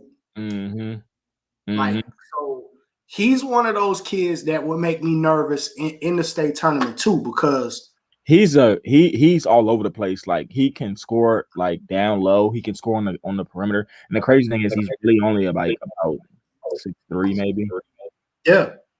Yeah, he does. He plays hard. Yeah, they got him listed at 6'4". He's not that big. He can play. Yeah, he can play. He can play. And Lambert's not that big as a team, so I'm not saying that they're going to beat Berkmar. But that kid, if you're looking for a kid, college coaches, if you're looking for a kid that can hoop, that's a kid. That's a game that you watch and see how well he plays against Berkmar, because that kid can hoop. Hey, this 6A. Ooh, what you got, B? I'm looking at 2 matchups right now. Yep. I'm looking at South Cobb and Centennial. And then right underneath that, I'm looking at Winder Barrow and Douglas County. Just to start off with. Now, I don't know if I guess Douglas County has to travel to Winder Barrow, but they're I think that's what it is. They're the bottom team. But if they had to play in Douglas County, you ain't winning no game in Douglas County. I can tell you that right now. I thought Douglas County was the home team. Oh, yeah, you are. It says H. Oh, boy. Yeah. Now, but Winder Barrow's got 2 dudes. They got some bigs. So that's going to be a good one because you got the kid Omarion, and that's going to be a good one. To me, for that, it's going to be, can Douglas County control the paint, or does the shooting and versatility of those Winder Barrow bigs, does that become too problematic? I agree with you, Bryce. That South Cobb Centennial game is going to be a great game, and that is a great matchup. And this Douglas County Winder Barrow game is a great one too. Sidebar. Before we continue on with this, we have not given enough credit to Westlake and Coach Rogers. And as I'm looking, he was actually Coach of the Year in the region this year. And as I look at this side of the bracket, Westlake plays Northside Warner Robins, which I think they can beat them, right? I think. They're at home. I think so. I think they can beat them. They can make it all the way into at least the Elite 8 where they play Kell. You know what I mean? So they could. And you never know. You only got to beat somebody one time. They would have to beat, assuming, right, that Heritage Conyers goes to Statesboro and beat Statesboro. That's not a given. Right. Not a given. But, yeah. Got to shout out to Westlake. I'm also intrigued to see, and this is jumping the gun a little bit, I'm intrigued to see Lanier and Wheeler in the second round. If both of them make it to the second round, I'm presuming they will. I think that can be a good one too. I'm gonna go to that same side of the bracket, and I'm gonna say that I would not want to play North Atlanta. North Atlanta is a lot tougher than I think most people think. And I think this is opportunity for them to prove that. To be honest, they had season. They had a great season. They won a lot of games. Yep. They're on the side of the bracket that they could get to Elite 8, maybe Final 4. I think, and that's what I'm saying. Wheeler's gonna get Sequoia, right? They're gonna have to deal with that with the 3-point shot and dealing with all of those shooters of Sequoia. You get through that, and if Lanier advances, then you got to match up with Andrew McConnell and Makai Vessel and all those guys for Lanier. Mm-hmm. And your, you know what I'm saying? Then your prize for getting through those two tough games is maybe there's North Atlanta sitting there waiting on you. And does foul trouble does foul trouble come into play? For who? North Atlanta? For Wheeler. Man, Wheeler's so deep, man. I don't think it matters. Well, I'm saying who else is playing behind Turtle? I don't think it matters. But I think Wheeler is good enough that they can, especially in early matchups, I think they're good enough that if he got in foul trouble, they could go small and put a smaller guy in there kind of and play small ball and still be okay. That's true. Or they got a big can come off the bench too. I forgot his name, but Wheeler's tough. In order to beat Wheeler, you got to beat him. Same thing with Kel. In order to beat Kel, you have to beat them. You can't, like, if you're up on them, it doesn't matter. You're not going to finesse it. Nah, you got to beat them to the very last second because you can't stop. Like, if you have a lead, the lead isn't safe until you're under a minute and you're in 1-1 and they got to foul you. You know what I mean? Like, you can't stall in the fourth quarter with 3 minutes to go and think you're going to beat them. That's not going to work because you got to beat them. Every team I saw go stall in the third quarter lost. You can't. It doesn't work. You got to keep the momentum going. If you're up, you got to keep it going. You got to keep it going. Or we're very close to losing because I think Centennial tried to go pace and kind of stall against River Ridge, and River Ridge came back, ended up losing the game by 1, but almost beat them. Yeah, you got to keep your foot on the gas. Let me look at 5A.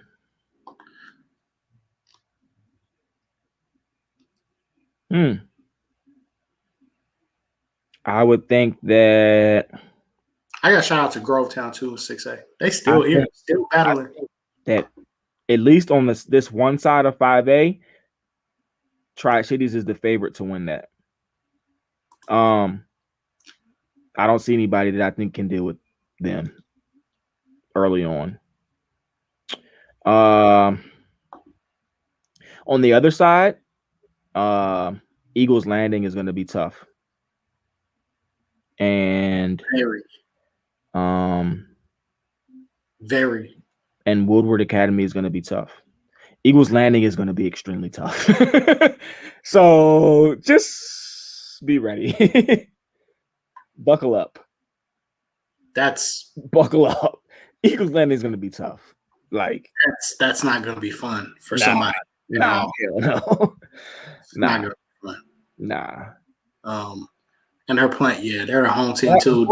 I don't know all these teams, but I like Tri-Cities on that side. I like Eagles Landing on the other side right now. Veterans is a team in 5A that I would watch. That's a team that could be a problem.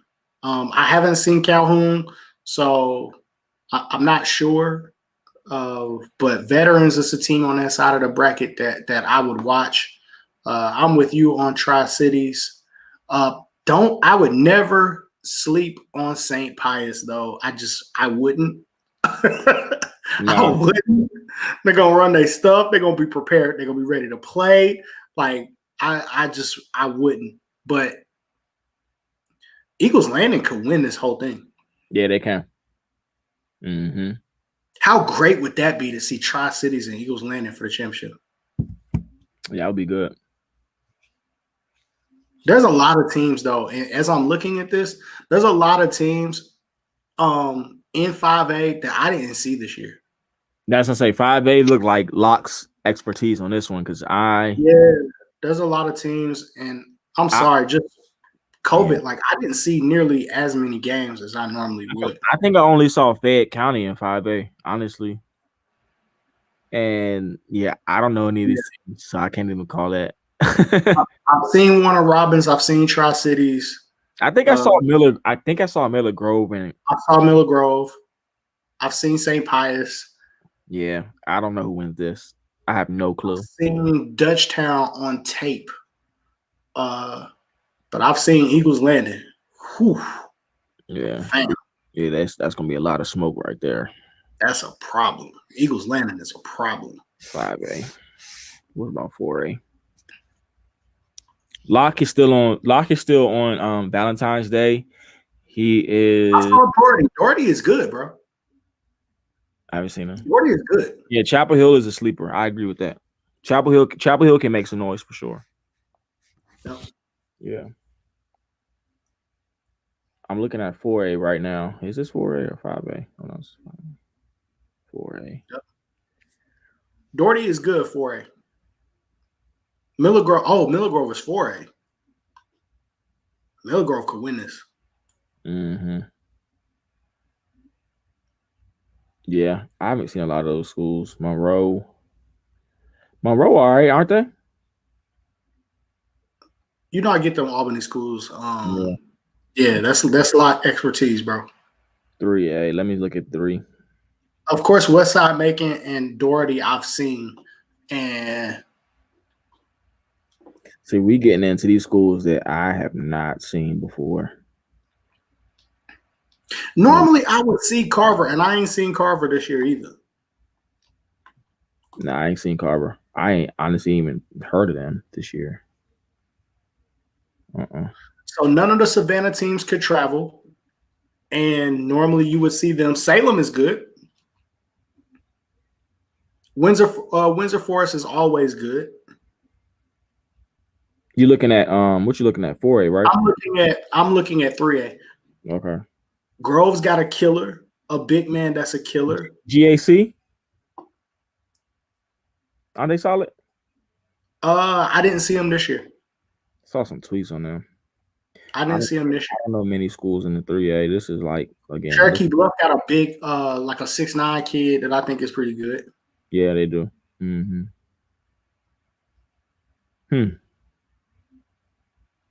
Yeah, you got me on. Oh, snap. Sandy Creek is in 3A? Damn. Sandy Creek is in 3A? Damn, you might as well just get him the ring. Yeah. Hey, man, this Heath kid that's in here, got us. He a killer, boy. Sandy Creek plays. He favors Celtics killers. Yeah, he's tough. Too bad. Too bad I'm not Westlake anymore. I'd have been able to. Just kidding. See, and that's the thing that hurt. I didn't get a chance. Normally, I try to make sure that I see like Jenkins and Johnson, Savannah. Like I didn't, because Savannah teams couldn't travel. I didn't get a chance to see any Savannah teams this year. Yeah. Windsor Forest normally make a trip up early, at least to play in one event. I didn't get a chance to see anybody this year. 1A public, best academy. Yeah, I'm not 18 either. Macon. Sandy Creek is 3A though. I didn't even see. I would think Drew Charter would do pretty well in 1A. They had a good season.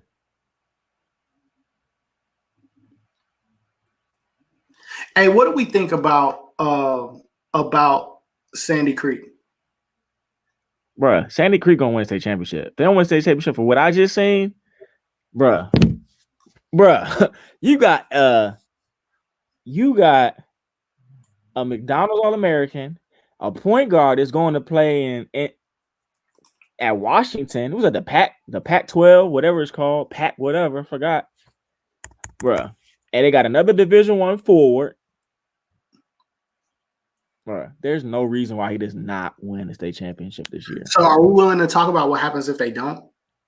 I don't want to get labeled a hater, but nothing's gonna happen. What's gonna happen if he doesn't win? First of all, he's gonna win, bro. Like I thought they were gonna win last year. I had him pick last year. No, right. But from what I just looked at and from the roster they have, there's no way that they lose, dude. There's no way. No way.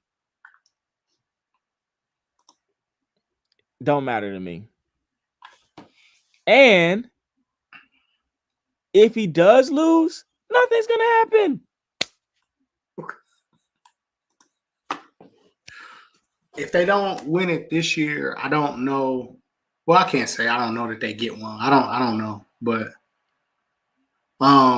at the end of the day, it's going to be damn near impossible if Jabari want to take over the game to beat him. Now, they only won by 10, whatever you want to say, that don't matter to me, bro. They're going to win. I watched them lose to Eagles Land, and I thought they were going to win that game. Eagles landing not 3A. I agree. Bryce, I think they win it. Well, they should win it. I'll say that. I think they should win it. If they lock in and really play basketball, I don't think that. I had Cross Creek in the Lemon Street Classic, and they got quarantined and couldn't come. I was so excited to watch them play. And 1A private is they couldn't come. 1A private should be Pace. Now that ain't gonna be easy, I think, because I think that what's it called? St. Francis has some injuries, so that's gonna be tough for them, I think. Green Forest aren't they in 1A? They got St. Francis and Green Forest on the same side. Sheesh. I kind of like Green Callaway Forest. on the same side. Green Forest. Christians on that side. Yeah, that side is tough. Good night. Green Forest is gonna be tough to beat, bro. And they got some injuries. I'm gonna keep it a buck. In this single A private, Holy Innocent can make a run. Yeah, they on the side of it. They can get all the way to the Final Four. Again, I haven't seen all these teams, so again, but I'm just going off the ones Holy Innocents can get to the state championship, right? Yeah. No, they can at least get to the Final Four without playing like. Yeah, they can get far. Man, when you have the better guards and you have a coach with a lot of experience, as Mario Mays does, well, they could make a run. Yeah, they'll make a run. I'm looking at this side. Yeah, they'll make a run. They won the region. They'll go ahead and they'll at least win one. They'll at least win, I think, two games, 3-1, 2. They'll at least win 3 games in playoffs. 1, 2, 3. Yeah. Which is really good. I want to see what Corey Black does at Pacelli too. Who they playing?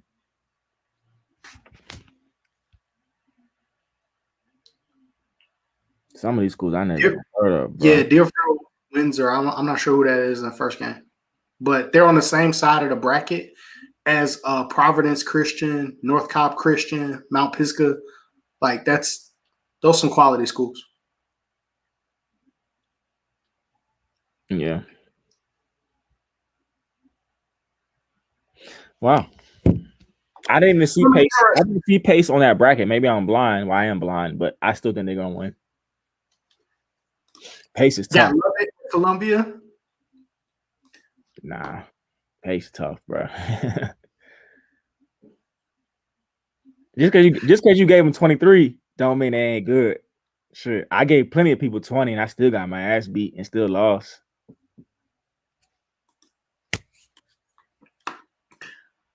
Hey, I love when the players get on and give their perspective though, right? Because they be totally different. Have a totally different perception of these teams than we do as fans watching the game. Mm-hmm. Kids will tell you that a kid that you think is good is trash.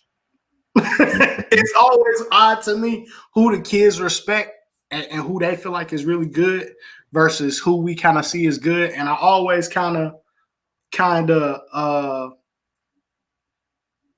I'm watchful when they tell me that a player isn't really good. I appreciate that though, because like I appreciate when the kids be like thinking like that, and they be, you know what I'm saying, that's cool to me because it's like shit, you ain't scared of nobody, you know what I'm saying, you ain't worried about shit. I'm going there and do what I do. Now Zocco is good. You might want to stop. He's good, bro. I keep an eye on it because You know, but because then when you say this kid is not good or that kid is not good, then I'm watching matchups in the summertime.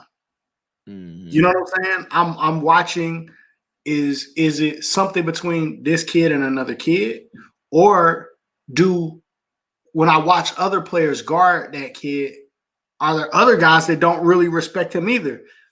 And if your peers don't respect you, if enough of them don't respect you, then that tells me something too. That's true. That tells me something too. I ain't seen kids say, man, eat trash, and they go out there and get torched. I've seen it plenty of times. So, right.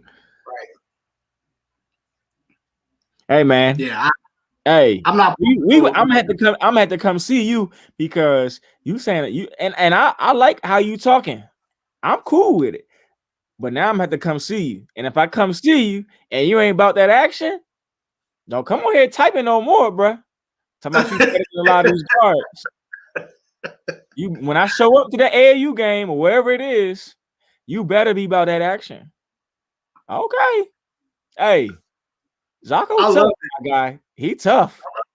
He tough. Man, March 20th. I think most people are gonna be in the opening on March 20th, and I can't wait to see it. Mm-hmm. I can't wait to see it. I am. I'm gonna be there. I'm always there. I can't wait to see it. I appreciate you. How you you know. I appreciate. I like that. I like that talk. It gets spicy in the group. I love when it gets spicy in the comments. But I don't put up. I'm not putting up comments. I'm not gonna put it up on the screen about any other kid. I'll let y'all handle that. We'll be there for the game, and I'll let y'all handle it. We'll be there for the game, and I'll let y'all handle it.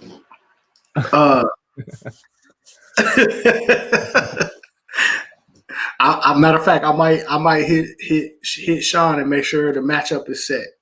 But yeah, we'll be there for the game. Sometimes you don't get that matchup though, so we'll see. Yeah. Tough to get them shoot matchup sometimes.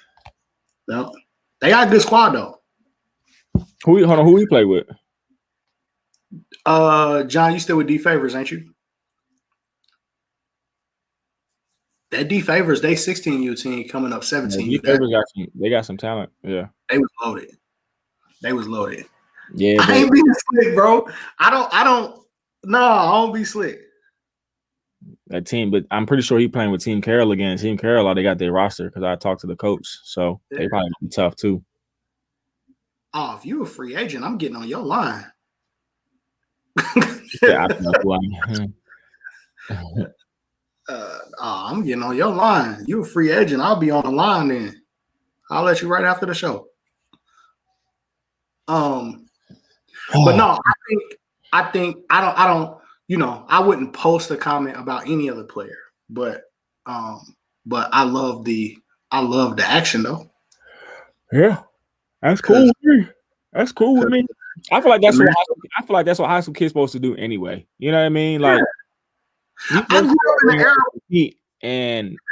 and do it the right way. I grew up in the era of trash talk. I don't think trash talk is a bad thing. I think refs call text too fast for kids trash talking. To me, talking was a part of the game when I was growing up. Yeah. And when the game's over with, y'all dap up and keep it moving. But I'm cool with that. Yeah. Keep it moving. Mm-hmm. I grew up during that. So I think that's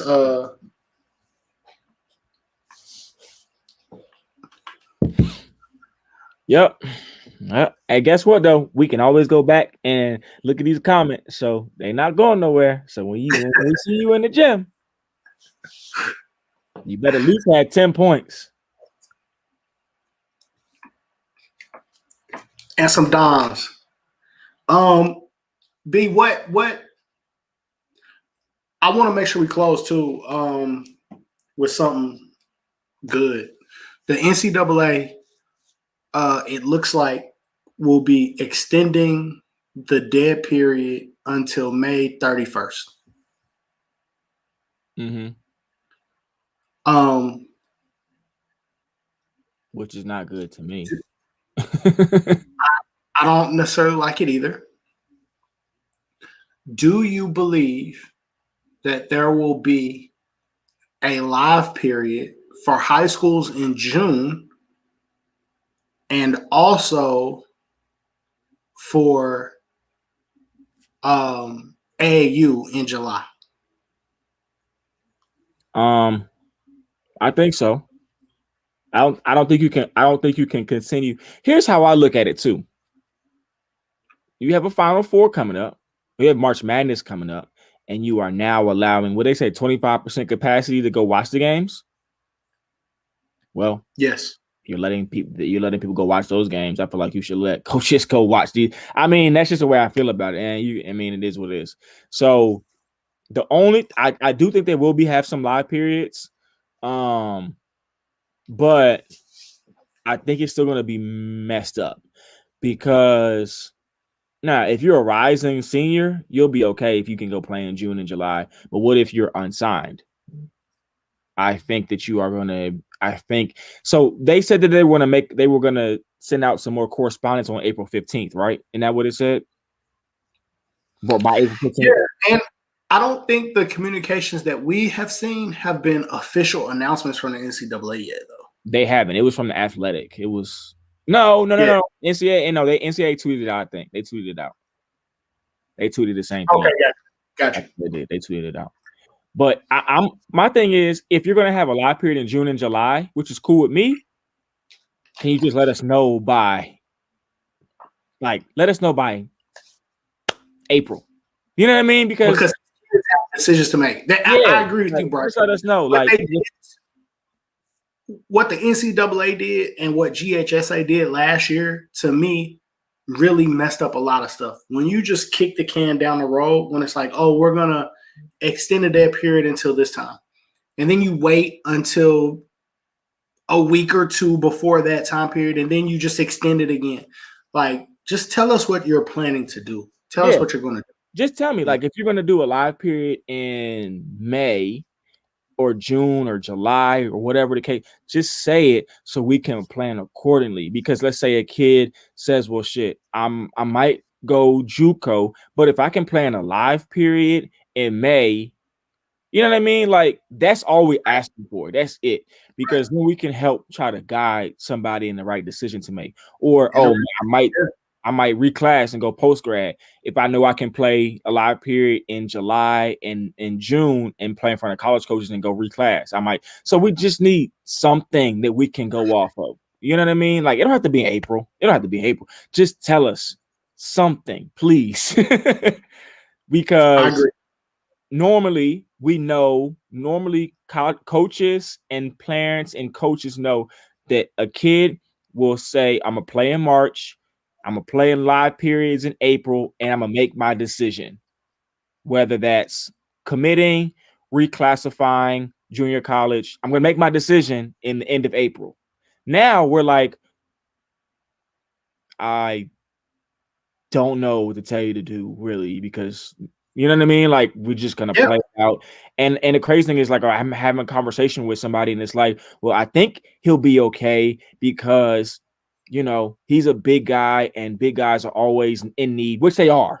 Big guys playing unsigned are always going to have a priority over smaller. Always. Yeah, for sure. So, but in the sense of things, to have some information and a hard deadline, it would help if we say, like, okay, we're going to have something in June for unsigned, and we'll have something for high school kids, and we'll have one in July. So then we can go and say, okay, this is maybe what the plan should be. You know what I mean? That's all we really need. It doesn't matter if it's April, May, or June. Just give us something. I agree. I think you got to know. I think, too, I'm hoping what we know by April is I hope college coaches have a better understanding of what they have on their roster. They will. How many guys are going to come back? How many guys, you know what I mean? Because you get that extra year, man. But Dre, honestly, the tough thing about this situation is no matter what, no matter if they know who's coming back or if they don't have anybody coming back, no matter what the situation is, and I'm seeing this right now, I have proof of it. No matter what the situation is, they're going to look at the portal first, and they're going to look at junior college kids as well. Facts. And if you want proof, you can go look at my timeline right now and see who I'm reposting. So that's the unfortunate part about it. Now, does that mean that it won't work out for you? No, that's not what it means. But it means it might be a waiting game that you have to be almost like a free agent. You know what I mean? Like, so. Shoot.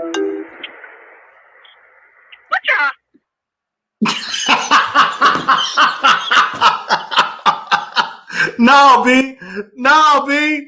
No, B. You gotta answer that, bro. You gotta leave that on. You gotta leave that on. No, I hope this shakes out to where people understand, you know, it's gonna be really helpful for the roster situation to shake itself out.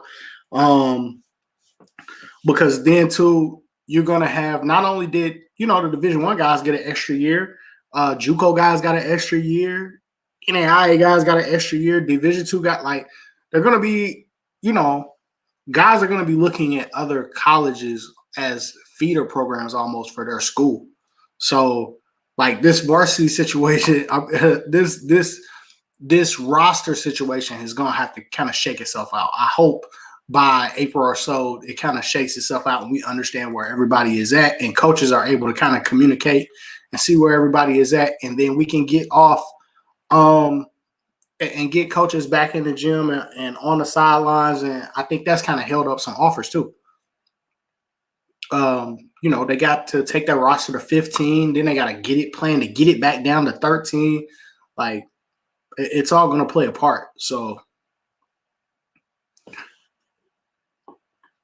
hey, this man Bryce. Not only did Bryce answer the call, right?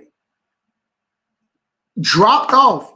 Couldn't say, "Hey, hold on, let me call you right back." I feel like this happening tells me.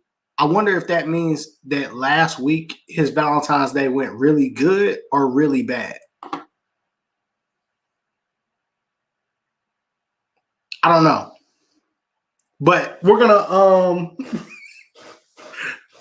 close. I think Bryce might be in hot water right now. So I hope this was informative for everybody. I hope y'all had some fun, man. I hope y'all had some laughs. Make sure to go tweet at Bryce and Coach Bryce on Twitter and ask him why he answered the phone and got yelled at real quick. Let's figure out. I would love to tweet at Bryce and let's figure out the craziest reasons that Bryce got us on mute right now. I feel like if you're going to answer the phone during a podcast, you should put it on speaker and we all just answer and talk as a family. Like, that's how the rules are supposed to go.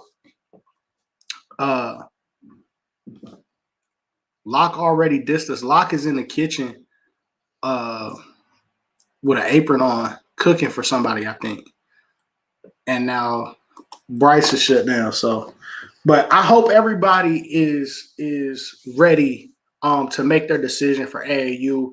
I'm looking forward to it. I do want everybody to understand to be as careful as possible. I say this all the time. And before we close, I want to make sure I say this because it's important. We're so ready to get back to normal for AAU. What I miss? Hi, Bryce. What we miss? That's the question. What did we don't ask what you miss? What did we miss? FaceTime. Had to handle that. That means about time for me to go, guys. You had to handle that for a little minute too. It wasn't like, hey, I'm doing a podcast, I'm gonna call you right back. Nah, I gotta put y'all on mute, folks. We didn't talk about basketball for the last 2 hours. Y'all be all right. Yeah, we just had fun making up all kind of scenarios about what was going on in your situation right now. So it's all good. About who I was talking to? Yeah. Are you gonna tell us? Well, I'm not answering. I'm not answering on FaceTime for no man. So you can. I mean, we heard it wasn't a man. We heard that part. Okay. Right. That's all you need to know then. You should say a name. You should have to say a name now. No? You know, one thing I learned about this internet world, and this Instagram, Twitter, podcast, all this. If you say a name, we're gonna clip it up. Yeah. And I am not posting nothing about nothing on nowhere until I'm out of the game, because y'all folks is crazy. Listen, Crazy. At least answer this. Did Valentine's Day go good? Yeah. I ain't never missed a Valentine's Day, bro. I ain't really never missed a Valentine's Day. What you talking about? I just don't be talking about it because I know how Instagram. No sir, no sir. Did your Valentine post their stuff on social media? Nah, no, she did not, and she didn't have to. I didn't know. No sir, please don't do that. You know what? I actually and Locke dragged me to this podcast right on the day before Valentine's Day or something like that. And it's called the Living Single Podcast. I'm on there talking about relationships. I'm like, I do not want to do this shit, bro. This is not for me. It was fun though. They asking me like, so they asked me like, would I pay for a girl's nails to get done and shit like that? I'm like, bro, why not? No, I do. I do more than that. I just ain't say nothing because, again, it ain't none of nobody's business. I ain't posting it. I ain't telling you nothing. I had to go on mute. Listen, man. We'll save that conversation for another day.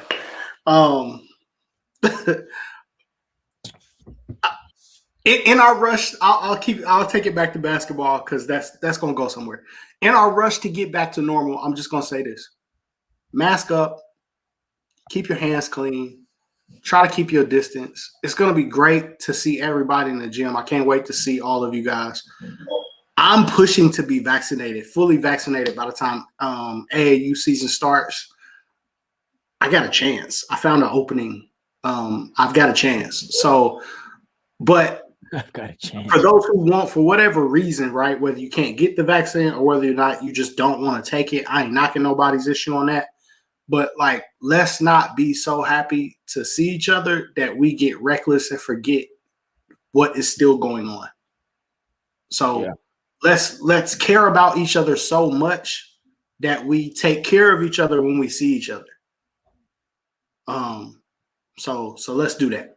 Let's mask up if you need to, keep your distance. But let's be happy and be back in the gym. Players, we get back in this gym, man. Like for AAU, man, understand how quickly things can be taken away from you. If we didn't learn nothing from the COVID summer last year, is that this game can be gone. All the quarantines that happen for high school season. There are some high school teams that are getting ready to play in a state tournament that didn't even get a chance to play 20 games this year. 15 games that are getting ready to play state tournament. So the season was short. So let's cherish it. Every game is going to mean something, and every opportunity is going to mean something. So let's cherish it. Have a good time, man. Enjoy being in the gym, but be safe too. Mm-hmm. Bryce, who's your favorite city girl? Do you have one? Do you know them both? I don't know if Big Lotto was a city girl, but when she come on, boy, sheesh. It's different. It's different, ain't it? Hey. It's different. Lotto was like that, boy. Big Lotto, she get it done and she fine. Yeah, I listen to her all day long, bro. I don't care. She be talking that talk, boy. Hey, that's our show, man. JT kind of cool too. And then JT kind of blew up for me when Sasha Obama like did the little JT skit. That kind of put her on big time even more. Like, but yeah, now Lotto, whew, I don't even know if she part of the City Girls, but she might as well be. We need to try to get her on the show. She need to come on here or something. She's from Atlanta. I don't want no smoke. Shit, I do.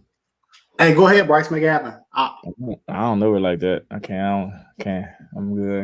I can't make that happen. If y'all looking for anything new to listen to, man, hey, a prayers up for Mobile, Alabama. That whole situation, Honeycomb Brazy is like insane, man. When you like these young rappers, man, like I rock. So all the kids that are listening, I rock with the music that y'all listen to. I love the music that y'all listen to, and I keep sending me music, bro. If you're gonna DM me stuff, DM me music. You can DM me your highlights too. That's cool. I'll put them on the show. But keep DMing me music. But like, bro, when y'all all this shooting y'all doing each other, man, like that's gotta chill. And they shot up this man's grandparents' house, bro. Like Dang. old people, like you know what I mean? Like women, children, old folks are supposed to be off limits, bro. Like that's insane. So, but y'all be safe out here, man. Don't young kid, man. Y'all ain't young bulls. Y'all ain't gotta be out here like that, man. So, but that's our show, man. We'll see y'all Thursday. Love you guys. Good night. Peace out.